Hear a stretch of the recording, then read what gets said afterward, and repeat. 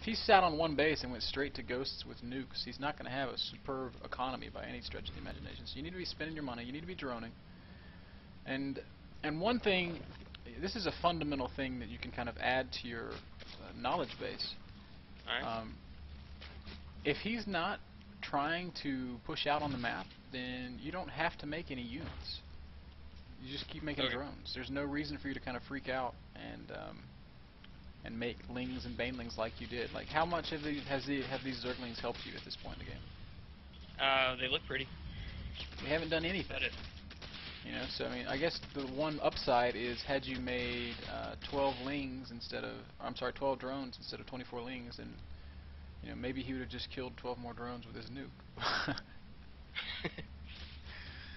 But you know, jokes aside, yeah. You're doing a pretty nice job with your creep spread.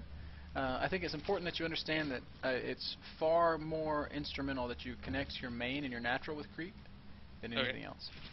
And another question you asked is, when do I add extra gas? My answer to that, in ZVT, now it's different in each matchup, but in ZVT, whenever I start my layer, I will immediately go up to 4 gas. Okay.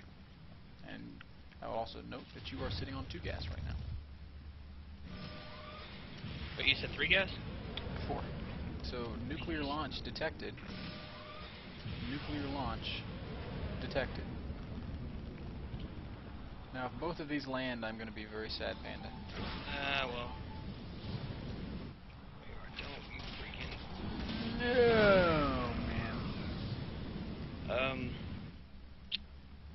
That was unfortunate. Okay. Well, if we weren't in trouble before, we're definitely in trouble now. Okay.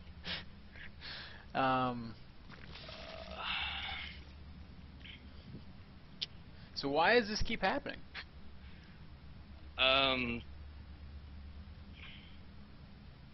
Well, don't have detection and units to kill this stupid It's not even that, you know. He launches a nuke. Where the hell is it? Where's the nuke going? What are his probably options? Probably in one of the hatcheries. Yeah. So take out my economy like he's... Maybe in the future, if he launches a nuke like that, it would be prudent to just move your drones away from the hatchery. Okay. I think had you done that, you would be sitting on about 80 drones right now instead of 12. And there, Callus offers his advice. You know, you'll notice your hatchery in your main, it still has more than half its health. You know, it takes, I think, at least 3, probably 4 nukes to kill a layer, and you know, 2 or 3 to kill a hatch. So, you know, your hatch is not going to just die to a single nuke.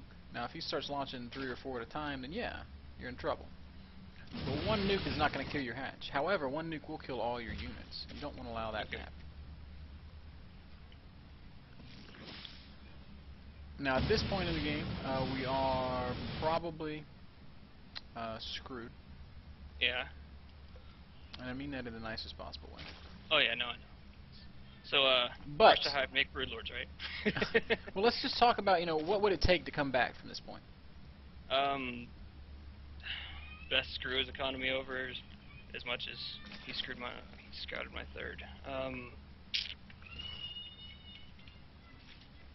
That's a medevac. Just try to do as much damage as possible to him while pulling ahead as much as I can. Well, I think the prospect of damaging him is not the one that I'm wild about. Okay. Why would that be? I would have. I want to get my feet on the ground and try and get my economy. Well, let's just think. Let's just think in terms of how much stuff he has versus how much stuff you have. He has more. Why? Because his economy is probably 4 times mine is right now. Because he didn't lose 60 drones to nukes. So, in this kind of situation, some people will get desperate and be like, "Oh God, I have to go attack." But ask yourself, how feasible is it that I'm actually going to do any damage with this attack? Not very. Not very. So what are our other options for getting back in the game? Tech up. Tech up, drone up. When you're behind like this, and make no mistake about it, you're way, way behind. I believe it. Your only option back in the game is with lots and lots of economy. let's look at it from this perspective. If you were to attack right now, you would definitely lose, right? Yeah, right. And if he were to attack you right now, you would definitely lose.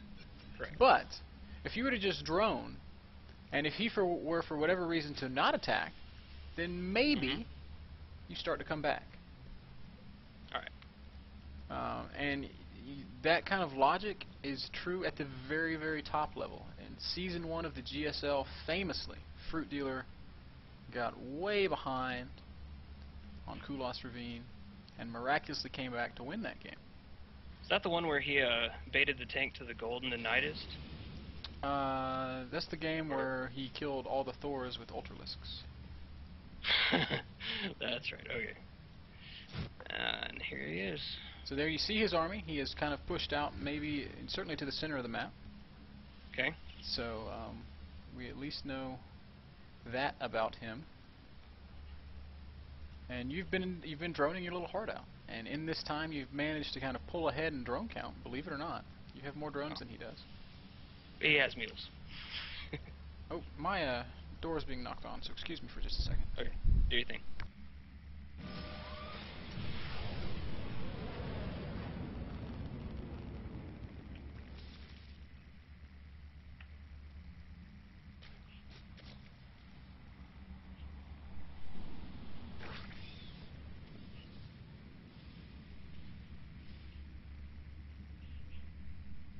Alright, I'm back. Alright, I just got nuked. I saw. Did it kill But anything? I did better. A few drones that were rallied to the mineral patch. And here comes his death ball. And there's the ball of stuff. Right. So, yep. So not looking super hot. You know, you need something. Alright. Something more than you have, and really, you know, you're gonna lose here. He's got more stuff than you can deal with. But you do have 5,000 minerals and 2,000 gas. If we were to translate that into that much stuff worth of fighting units, then I think you would have stood a chance there. Right. Let's go ahead and GG, and let's go ahead and jump into our next game. And let's kind of work through it. What were the problem points in that game?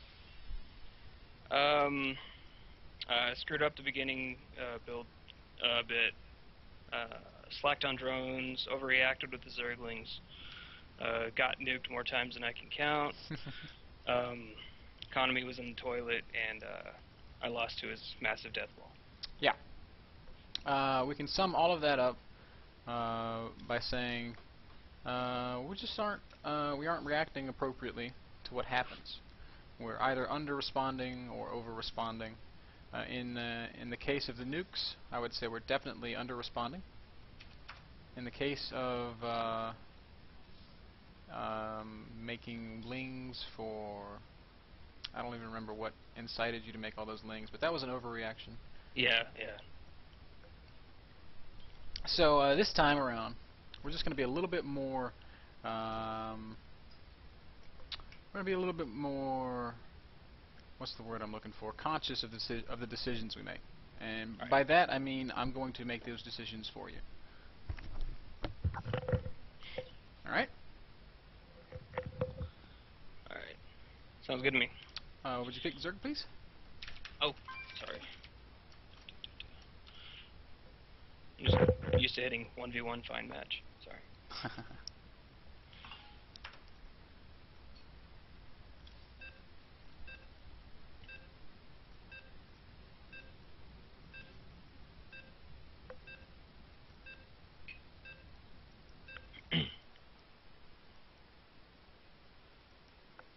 Okay. So lucky us, he spawned as Terran again. Outstanding. So we're going to do all the same things as before. 15 hatch, just like last time.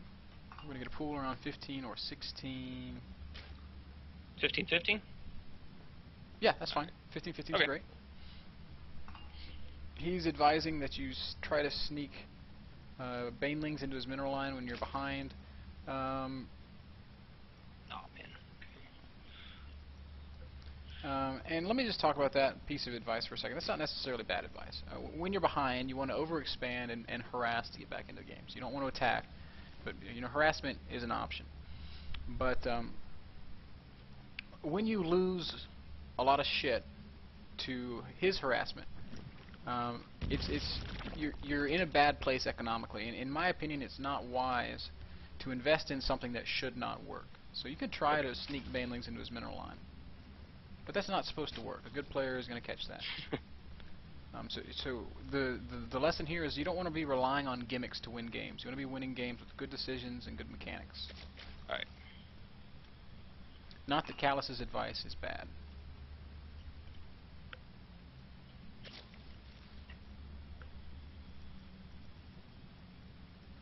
My girlfriend is texting me. She wants to let me know that she's going to bring Taco Bell home, which makes me happy. I haven't had Taco Bell in years. Oh, well, then you're probably leading a much healthier life than myself. Anyways, so your hatch is down. You are going to drone scout this time. Correct. Right now. Going. And you're going to put a pool down right now. Done. You're going to make a drone right now. Awesome. You're so good at following the advice given. That's what military does to you. Okay. Drone up to 17, and we're going to go 17 Overlord. Ah. Or you could cancel the one that you had started. That was a drone. Oh. Now here's another thing to put into your knowledge tank. Never ever under any circumstance cancel a larva. Outstanding. Do you know why? Because then you lose the larva. And whatever you were making isn't there, and it takes time to replenish that larva.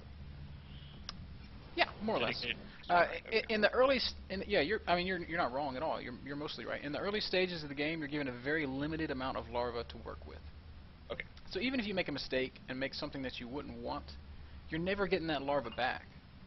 So you might as well just take it. Take what you made and run with it. Awesome. So you need when to you make your first cast, real quick. Now would be fine. You need to also start a queen in your natural, and it would probably be prudent to make one spine crawler in your natural. Okay. You don't know what he's doing. You saw a barracks with a tech lab. You don't know if there's another Rax behind it. You don't know if he's going to come attack you with some wonky force. You're kind of blind right now. Right. Also, let's get a couple lings out. At least 2, as many as 6, whichever. Find a happy number somewhere in between that you like, and make that amount of Zerglings. Got it. Mine from your gas in your main. Yeah. And this is the only gas we're gonna maintain until we start our lair. Okay. And for the rest of the game, our gas is going to dictate every subsequent timing from this point forward. So at 100 gas, you're going to start speed. Your next 100 gas is going to be lair. Got it. And that's going to just set the pace for everything we do from now on. Okay, good. I have little to no concept of timings. I forgot to mention that. It's okay. We're going to establish a good notion of how we determine these timings. Our timings, for the purpose of this game, are all going to be dictated by our gas. Now, you have to spend your larva. You do need an overlord. And you're spending far too little time just making units. Now, you've got 800 minerals, so let's just go ahead and throw down a hatchery as you start your Zergling speed. This does not have to be an expansion, but it can be if you're comfortable in taking an expansion. I'm going to make a crazy Sheth hatch up here. Okay, I love it. I love expanding to that base. There's nothing wrong with that at all. And ling speed. Yep, and lots and lots of drones. And an overlord. And an overlord. Beautiful. Sheth, by the way, is the man. Yes, he is. Just thought I would add that. I love this ling poking up the ramp to just see what you can see. What did you see? I saw the same thing I saw before. Absolutely nothing. However, by virtue of the fact that he has not attacked you, you know that he's not 2 Raxing. That's true. Now, it's important that you understand that you have 0 vision of the map right now outside of this one Xel'Naga tower, so if he does anything at all, you better hope like hell that he walks it right past that tower, because that's the only way you're going to know about it. You have 180 gas. Let's start our lair, and let's go up to 4 gas. I see that you're already adding gas. This is well, actually it's on time now. So add the 2 gases in your natural. And we're also going to put down 2 evolution chambers. And look,